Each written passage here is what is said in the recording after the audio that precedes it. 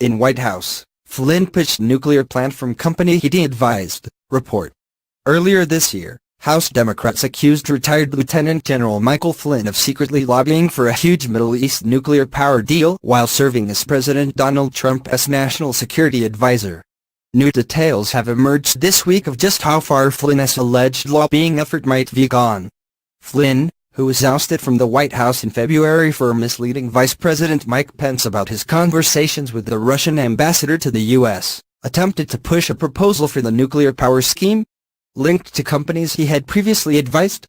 Within days of taking office in Trump's White House, reported The Washington Post and The Wall Street Journal on Tuesday. Soon after Trump's inauguration, Flynn received the memo from his former business associate Robert McFarlane, co-founder of the company IP3, about the plan, which envisioned a large consortium of countries, including the U.S. and Russia, building a fleet of nuclear reactors across the Middle East. Flynn, who had served as an advisor to IP3 in 2016, reportedly told a staffer on the National Security Council to transform McFarlane's memo into a policy directive for Trump to sign. To promote such a plan in the first week of the administration without any policy process made no sense, a source familiar with the event told the Post. It was a business proposal in the form of a policy paper. According to the Journal, Flynn also talked favorably about the proposed scheme, dubbed by McFarlane as the Marshall Plan for the Middle East. To Thomas Barrack Jr., a friend of Trump's who served as chairman of the Presidential Inaugural Committee. This discussion reportedly triggered several conversations about the deal between Barrack and White House officials including Trump's son-in-law, Jared Kushner. These conversations, however, are said to have amounted to nothing. There is also no sign that the policy memo was ever reviewed by Trump.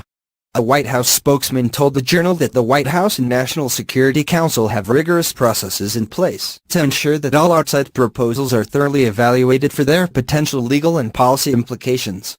HuffPost has reached out to the White House for comment.